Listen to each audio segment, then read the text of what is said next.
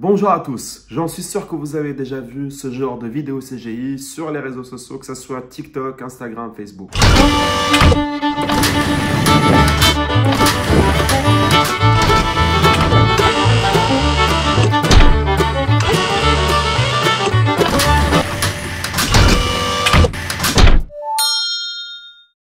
Si vous suivez ce tutoriel comment faire un distributeur magique de Red Bull, vous allez apprendre beaucoup de choses lors de cette formation. Et voilà le rendu de la Red Bull et de notre cher distributeur.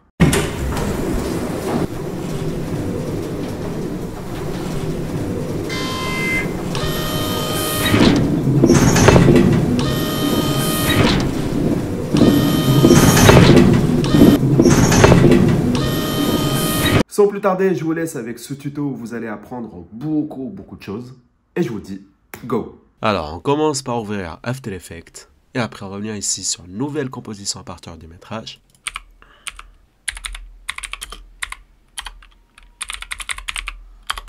Et on clique sur notre vidéo. Vous voyez ici mes vidéos. Au début, c'est comme ça. Et après, on avance un peu. Perfectly. On vient ici dans Fenêtre et s'assurer que Suivi, elle est bien cochée. Si c'est le cas, vous allez la trouver à droite dans les petites fenêtres. Je clique sur ma vidéo et après sur Approche caméra. Ici, l'angle de vue, il n'est pas fixe. Il y a des zooms qui sont variables. Donc, je clique sur Zoom variable. Et je viens dans Réglages avancés et je clique sur Analyse détaillée pour avoir plus de points de tracking. On attend ici que toutes les images se chargent et après, on commence le tracking. Et voilà, là j'ai plusieurs points de tracking et en plus l'erreur moyenne elle est en dessous de 1. Elle est de 0,53, donc ce qui est parfait pour notre tracking parce qu'il faut toujours être moins de 1. Je peux venir ici dans le taille de points de suivi et augmenter ici la taille pour que je puisse voir les points de tracking.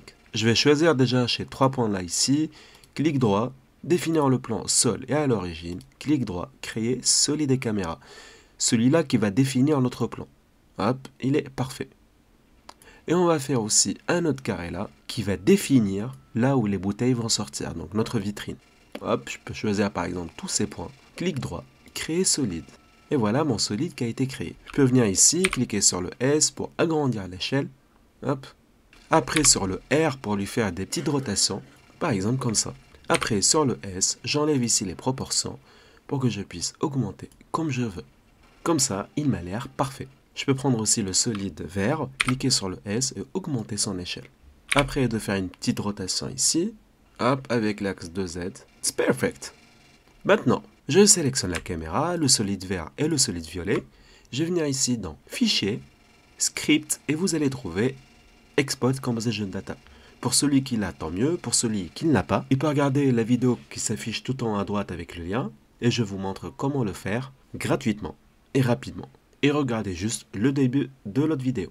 Une fois que vous l'avez téléchargé, vous cliquez sur Export Composition Data et bien sûr vous vous assurez que vous sélectionnez seulement le solide que vous avez mis plus la caméra et non pas la vidéo. Donc Export Composition Data, je vais venir ici dans Browse et après dans Vidéo, je renomme mon fichier DataX par exemple et enregistrer. Export. Maintenant je ferme ici avec le X, enregistrer. Et ici, je vais appeler Tracking, parce qu'on aura toujours besoin du tracking si jamais. Maintenant, je vais ouvrir Blender, je vais cliquer sur le A, X pour tout supprimer.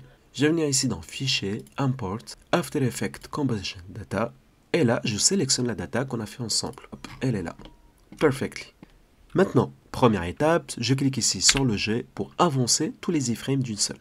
Parce que After Effects commence de 0 et Blender commence de 1. Ici, j'ai ma caméra. Donc, perfect.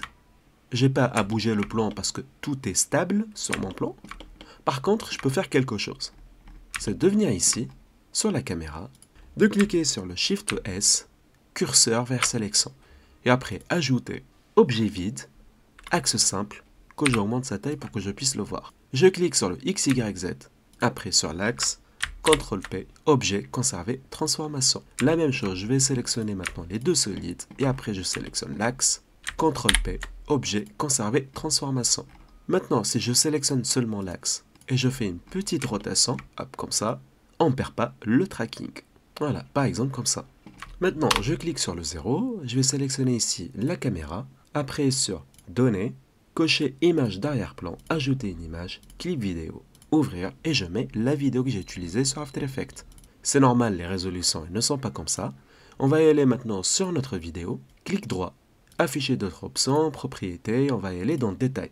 Et ici, on récupère les données 1080, 1920 et 30 images par seconde. Je me rends ici dans sortie, ça c'est 1080, 1920 et ici 30 images par seconde. Puisqu'on se trouve dans l'onglet sortie, on va venir ici dans sortie et créer un nouveau dossier que je vais appeler PNJ Sequences. Hop, c'est là où tout va être téléchargé après mes images. Ici, je vois que les points tracking finissent dans les 550. Je vais venir là dans la fin et je vais mettre par exemple 540. Je vais diminuer jusqu'à la fin de l'iframe. Après, je reviens ici dans données et j'augmente l'opacité à 1 pour avoir les mêmes luminosités de base que notre vidéo. Très important, je vais venir ici dans fichier, enregistrer notre progression. Je reviens dans rendu.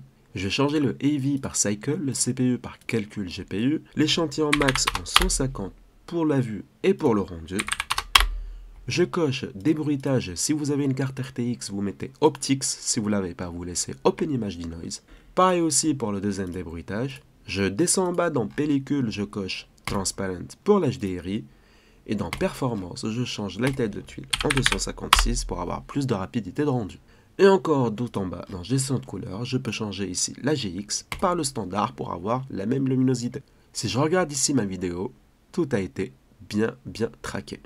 Perfect. Maintenant, je construis mon plan. Je sélectionne ici le solide. Je vais dans mode édition. Je peux sélectionner par exemple ce point. Hop, le mettre en haut ici. Pareil aussi pour le point en bas. Je fais pareil aussi pour ce côté et aussi en bas. Je peux sélectionner le deuxième mode de sélection hop, et augmenter un petit peu ici son échelle. Je resélectionne ici le deuxième mode de sélection. Je clique ici et après EX pour l'extrude de ce côté-là. Pareil aussi pour ce côté, EX, hop, et on fait ce côté-là. Celui d'en haut aussi, EZ et en haut, hop, et ici aussi, EZ et en bas. Maintenant, je sélectionne celui au milieu et je fais E et je fais vers l'arrière. Par exemple comme ça.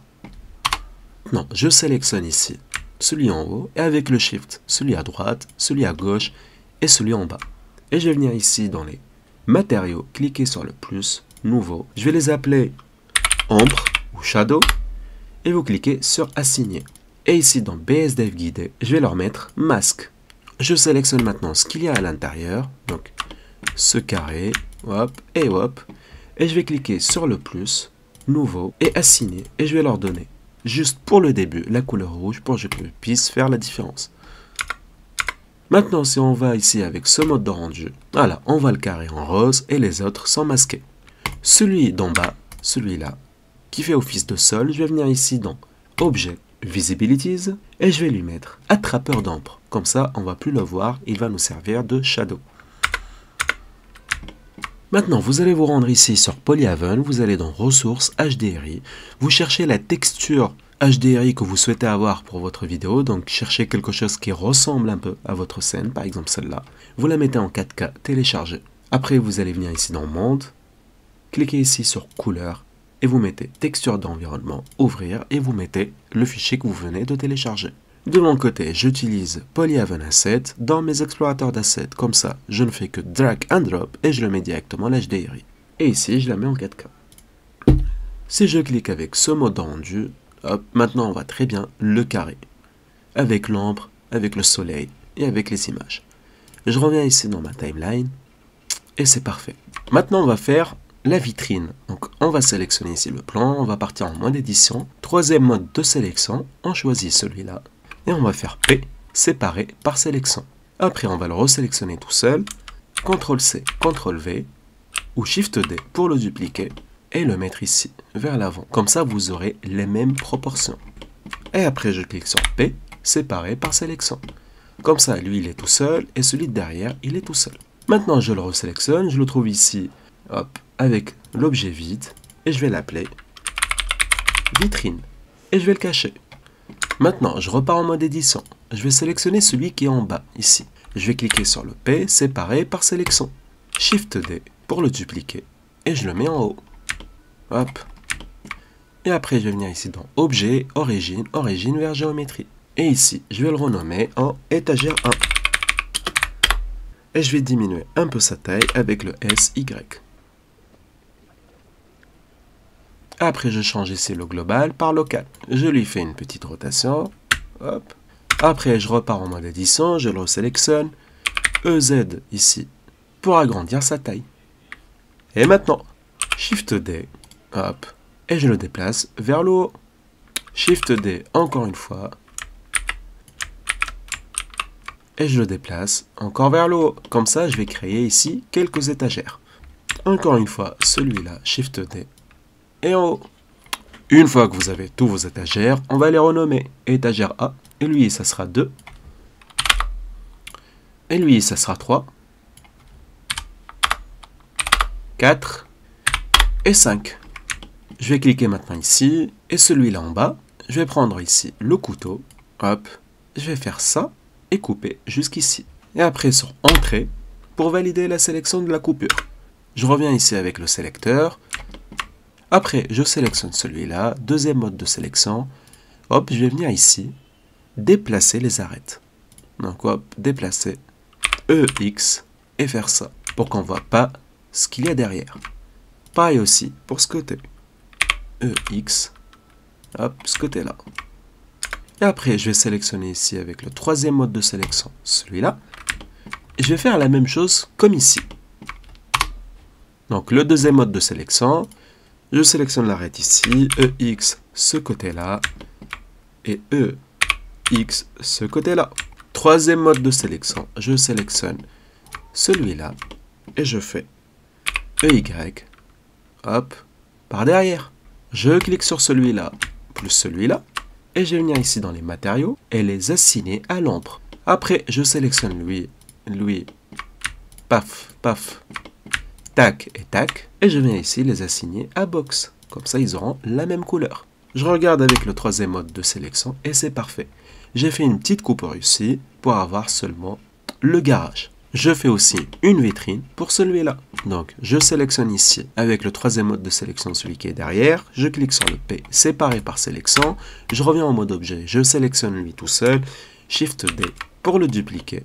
Et après, avec le déplacer, hop, origine vers géométrie. Et je le déplace, hop, vers l'avant. C'est ce qui va faire office de vitrine. Donc là, je vais l'appeler vitrine bas. Hop, que je vais cacher aussi. Pour le moment, j'en ai pas besoin. Maintenant, je sélectionne la première étagère, je clique sur le I pour lui donner une position rotation et échelle à une image. Et je vais venir ici, à la 50, et lui donner aussi I, position rotation et échelle, comme ça, elle ne bouge pas de 1 à 50. Et je vais lui donner ici, à 100 images plus tard, une descente. Hop, I, rotation, position et échelle. On voit maintenant ici la descente, et c'est parfait. Après, je me mets avec ce troisième mode de sélection. Je viens ici dans les 155, I, position, rotation et échelle pour qu'elle ne bouge plus. Et je vais venir ici à la 200, hop, et la descendre vers le bas. Je lui fais une petite rotation pour qu'elle soit synchronisée. Hop, et je lui mets I, position, rotation et échelle. Maintenant, je clique le tout sur le A. Et après sur T, linéaire. Je regarde maintenant mon animation. Et je reviens bien en fait ici qu'elle descend parfaitement et synchronisement avec la vidéo. Maintenant, pour l'étagère numéro 2. On sait ici que l'étagère 1, elle descend à partir de 50. Donc celui-là, I, position, rotation et échelle, et je me remets à la 1, position, rotation et échelle. Hop, elle ne bouge pas. Elle commence à descendre avec la même allure que l'autre. Je vais venir ici à la 150, hop, et elle va prendre la place de celle-là. Celle-là, c'est la place de 50. Donc, CTRL-C ici sur les 50. Je me remets ici sur l'étagère numéro 2, je viens dans les 150 et je lui mets CTRL-V. Et voilà, elle est synchronisée avec l'autre.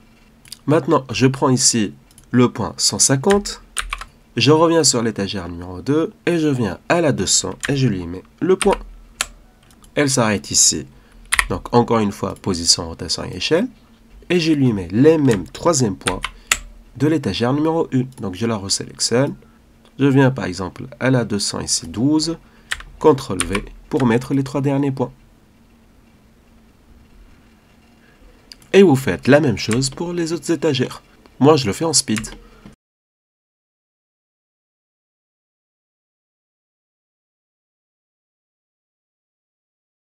Et voilà, j'ai fini d'animer toutes les étagères une par une. C'est ce que vous êtes en train de voir sur l'écran. Maintenant, ça va être au tour des canettes de Red Bull.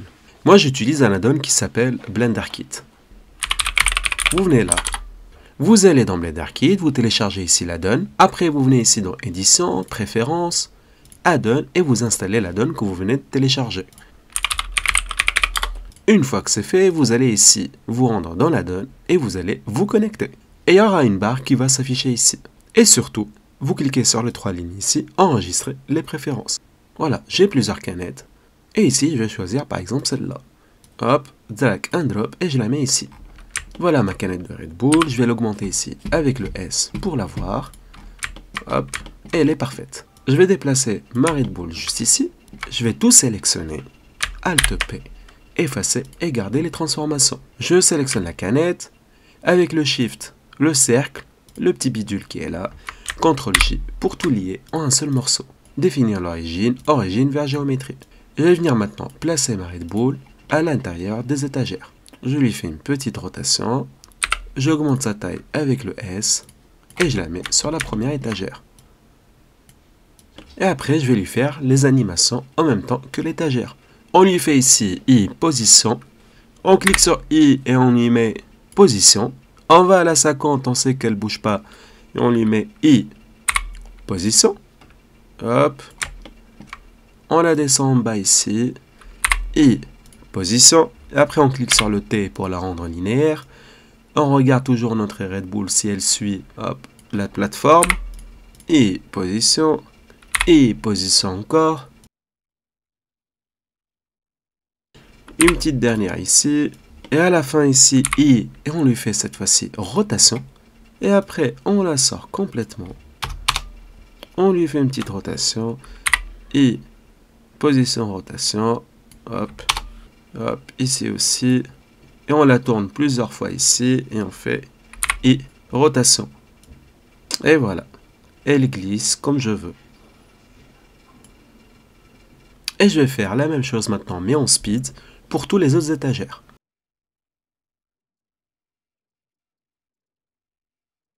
Et voilà, j'ai fini d'animer maintenant toutes les canettes que vous voyez ici à l'écran.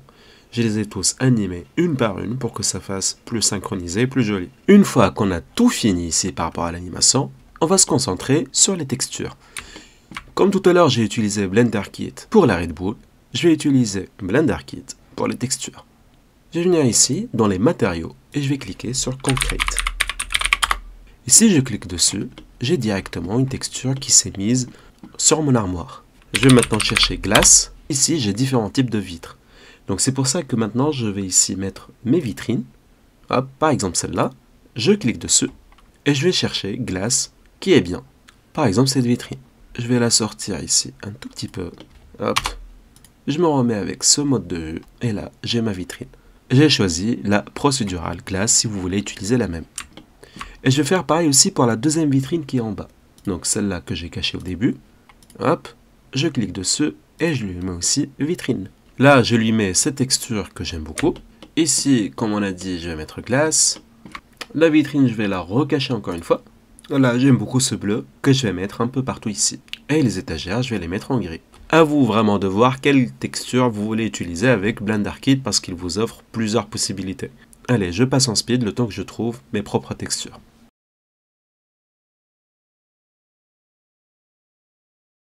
Une fois que vous avez mis les textures que vous souhaitez, moi la vitrine par exemple, je vais l'ouvrir ici avant que la Red Bull sorte. Donc moi je sais que mon Red Bull il sort ici vers les 229.